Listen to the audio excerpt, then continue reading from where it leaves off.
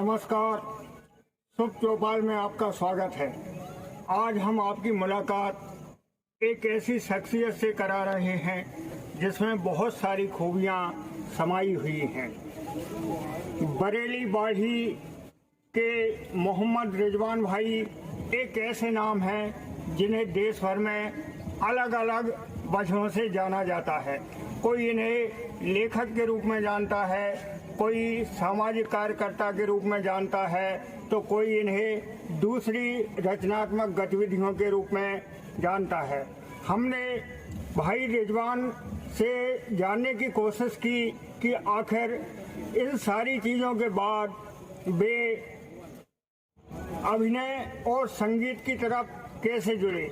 वह इसलिए कि इनके द्वारा कई गानों पर किया गया फिल्मांकन और इनके गाए हुए गाने देश भर में एक बेहतरीन कामों में शुमार हो चुके हैं। आइए हम सुने मोहम्मद रिजवान जी से उनकी यहाँ तक पहुँचने की कहानी।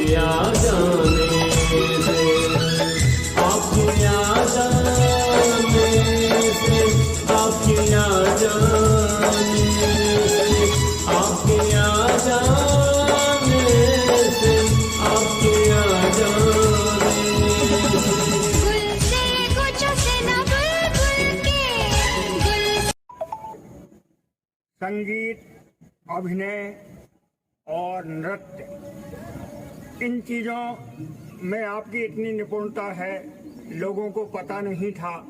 लेकिन YouTube पर जब आपका किया हुआ काम देखा तो लोगों को हैरानी हुई कि आखिर बरेली बाढ़ी जैसे छोटे कस्बे का एक आदमी इतना बेहतरीन काम कैसे कर पा रहा है। आप इस बारे में हमारे श्रोताओं को कुछ बताएंगे क्या कि ये कैसे मुमकिन हुआ? धन्यवाद शुभ चौपाल। सर्वप्रथम शुभ चौपाल चैनल को मैं शुभकामनाएं बधाई देता हूं जो बरेली के अंदर अपने चैनल को स्थापित करने जा रहे हैं। आपने मुझे मौका दिया आपके चैनल पर बात करने का। आपका सवाल कि संगीत, गायन, नृत्य, निर्देशन, फिल्मांकन, दृश्यांकन, वीडियोग्राफी और संगीत जो है मेरे अंदर कैसे आया या मैंने इस काम को YouTube पे लाने की कैसे कोशिश की। मैं आपको बताना चाहूँगा कि मैं अपने विद्यालय में एक शिक्षक के रूप में पदस्थ हूँ और विद्यालय में संस्था के प्राचार्य जी ने विद्यालय के अंदर बच्चों के लिए रचनात्मक गतिविधियाँ प्रारंभ करने का निर्णय लिया। इसमें संगीत को प्राथमिकता दी और संगीत के लिए कौन शिक्षक इस कार्य को करे, क्योंकि विद्यालय में कोई भी संगीत शिक्षक हमारे यहाँ पदस्थ नहीं था, तो ये जिम्मेदारी मुझे दी गई। तो मैंने उसको चैलेंज मान करके, एक चुनौती मान करके स्वीकार कर लिया, क्योंकि मैं उसमें कुछ भी नहीं जानता था। लेकिन बच्चों के हित के लिए मैंने इस कार्य को अपनाया। पहले स्वयं सीखा, गायन विधा मैंने सीखी और एक टेक्नोलॉजी जो कराओ के सिस्टम है वो हमारे पास उपलब्ध था। उसके माध्यम से मैंने जो है संगीत स्वयं सीख करके बच्चों को ट्रेनिंग देना शुरू की। धीरे धीरे वो प्रगति होती रही, मेरी रुचि बढ़ती रही, मेरे बच्चे विद्यार्थी भी इस क्षेत्र में आगे बढ़ने लगे। मुझे खुशी इस बात की हो रही थी कि विद्यालय के अंदर कुछ ना कुछ रचनात्मक कार्य हो रहा है और मेरा सौभाग्य था कि मुझे ये कार्य सौंपा गया।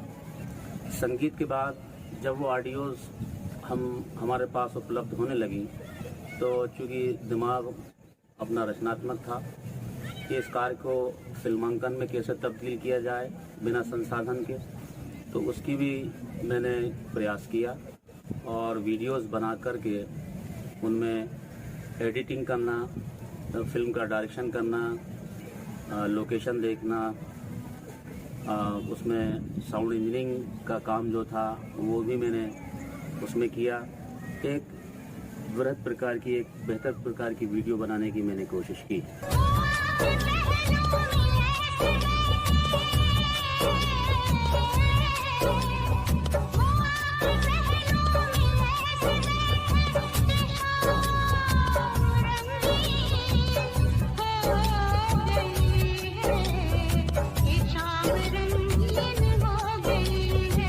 शाम रंगीन हो गई है, जरा जरा सी खिली तबीयत, जरा गमगीन हो गई है।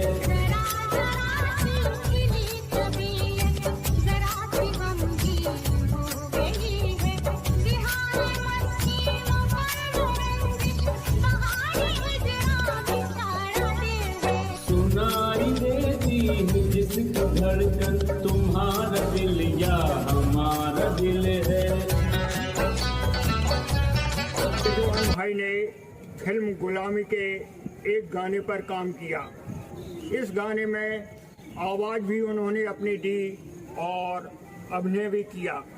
यह गाना धीरे धीरे लोगों की दिलों की धड़कन बन चुका है। रिजवान भाई, आप लोगों के बीच में काफ़ी लोकप्रिय हो चुके, इस गाने को लेकर क्या कहेंगे? इसका फिल्मांकन कहाँ कहाँ किया और कैसे इसे इतने अच्छे स्तर पर आप ला पाए, कुछ बताएंगे? एक लोकप्रिय गीत जिसकी एक लाइन भी हम आपसे ही सुनना चाहेंगे। जो भी वीडियोस और जो भी गीत गाए गए हैं वो एक सीखने के लिए हैं और फेयर यूज़ के लिए हैं। मैं दर्शकों को बताना चाहता हूँ कि एक लर्निंग प्रोसेस है। उस काम को दोबारा करके मैंने किसी बड़े मेकर्स ने इसको बनाया और उसका कि मैं इसको किस तरह से बनाता ये मैंने प्रयोग किया। इसकी लोकेशंस जो थी वो भोपाल का गौहर महल और बाड़ी का जो हमारा बांध क्षेत्र है वो वहाँ पर इसकी का फिल्मांकन किया गया। और उसके जो जंगल है हमारे क्षेत्र के, यहाँ पर उसका टोटल फिल्मांकन हुआ है और बड़ी कामयाब लोगों ने सराहा उस काम को कि इसकी एडिटिंग, इसकी संपादन जो था, इसके अंदर साउंड जो डाला गया था, गायन भी मेरा था उसके अंदर। शफीर कुमार साहब, आदरणीय शफीर कुमार साहब ने इस गीत को गाया था, आदरणीय लता जी ने इसको गीत गाया था। तो मैंने ट्रैक पर इस गीत को गा करके और इसका फिल्मांकन मैं कैसे करता, मेरे संसाधनों के अंदर, वो मैंने करने का प्रयास किया। और मैं बहुत बहुत धन्यवाद देता हूँ मेरे दर्शकों को, मेरे चाहने वालों को और यूट्यूब को कि उसने ये वीडियो वहाँ से प्रसारित हुई और काफ़ी कामयाब वीडियो है। मैं बहुत सभी का आभारी हूँ। धन्यवाद। रिजवान भाई, यहाँ एक सवाल आपसे ज़रूर करना चाहेंगे। बरेली बाढ़ी छोटे कस्बे हैं जहाँ इस तरह के प्रोफेशनल नहीं हैं, इसके बाद भी आप इतनी अच्छी गुणवत्ता का काम कैसे कर पाए? क्या आपने कहीं इस सब का प्रशिक्षण ले रखा था? ये बात सही है कि धन फिल्म के क्षेत्र में काफ़ी मायने रखता है। वो मेरे पास नहीं था, लेकिन कम धन में हम बेहतर वीडियोस कैसे बना सकें, कल्पना शक्ति हमारे अंदर काम कर रही थी, इमेजिनेशन, कि हम इस कार्य को कम खर्च पर कैसे तैयार करें। ये मेरा एक मुश्किल काम था। तकनीकी यहाँ पर कमी थी, टेक्नीशियनों की भी कमी थी, ट्रेनिंग भी नहीं थी, लेकिन फिर भी अपनी अभिरुचि के माध्यम से मैंने उसको थोड़ा थोड़ा कार्य को सीखा।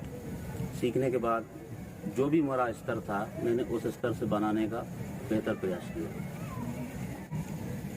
आपके वीडियो देखकर यह चर्चा होने लगी है कि बाढ़ी बरेली में भी फिल्मांकन के लिए इतने अच्छे दृश्य हैं, ये पता ही नहीं था।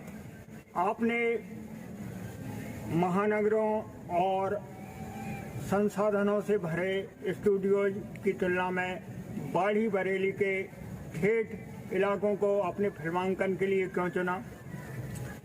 बाड़ी बरेली जो है वो मेरा क्षेत्र है और मुझे अपनी ज़मीन से, अपने नगरों से बहुत लगाव है।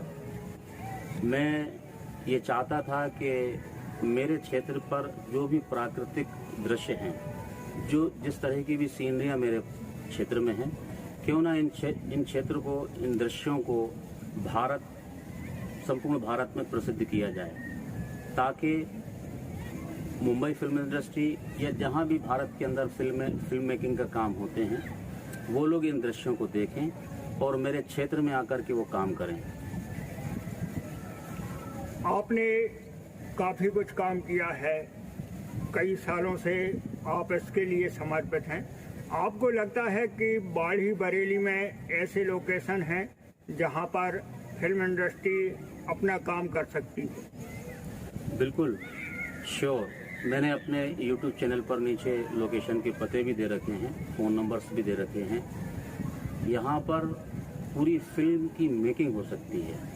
नदिया के पार जैसी फिल्में एक हिराम के अंदर बन सकती हैं। तो मेरी बाड़ी बरेली क्षेत्र में इतने बेहतर दृश्य हैं, इतने बेहतर ग्राम हैं, इतनी सुंदर प्राकृतिक जगहें हैं, यहाँ पर भी पूरी एक कंप्लीट फिल्म का निर्माण हो सकता है। कम बजट की फिल्में बन सकती हैं, कम खर्च की फिल्में बन सकती हैं। ये क्षेत्र बहुत सस्ता है, यहाँ पर कम खर्च में आपको आर्टिस्ट मिल सकते हैं। स्थानीय नागरिकों का इस्तेमाल किया जा सकता है। बहुत अच्छी भोली भाली हमारे क्षेत्र की जनता है। पूरा सहयोग यहाँ पर वो फिल्म मेकर्स को करेगी और उनको रोजगार भी प्राप्त होगा। आपने स्वयं तो काम किया ही है, लेकिन क्षेत्र के युवा और किशोर प्रतिभाओं को भी आपने निखारने, उन्हें सामने लाने का एक गुरु जैसा काम किया है। आपको इन सब में क्या संभावनाएं दिखाई देती हैं, या आप उन्हें और क्या कहना चाहेंगे जिससे वो आपकी तरह और एक गुरु के नाते आपसे भी बहुत आगे जाकर देश में नाम हासिल कर सकें?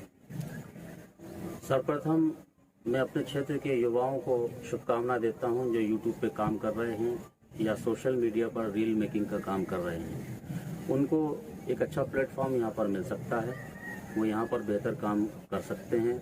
ज़रूरत है उनको प्लेटफॉर्म देने की, तकनीकी ज्ञान देने की और आवश्यक सामग्री संसाधन उपलब्ध कराने की। अगर यहाँ पर इंडस्ट्रीज आकर काम करती हैं तो वो बेहतर काम करेंगे और उनके काम में निखार आएगा। कारण है थोड़ा सा तकनीकी ज्ञान की हमारे क्षेत्र के युवाओं के अंदर कमी है। अगर वो उनको इस काम की ट्रेनिंग दे दी जाए तो हमारे क्षेत्र में ही फिल्म इंडस्ट्री या छोटी छोटी फिल्म इंडस्ट्रियाँ, छोटे छोटे कंपनियाँ, छोटे छोटे बैनर यहाँ पर तैयार हो सकते हैं और वो कामयाब हो सकते हैं संपूर्ण भारत में ही नहीं, विश्व के अंदर। और हो सकता है कि कोई फिल्म ऐसी बन जाए पुरस्कार के लिए ही नामांकित हो सकती है।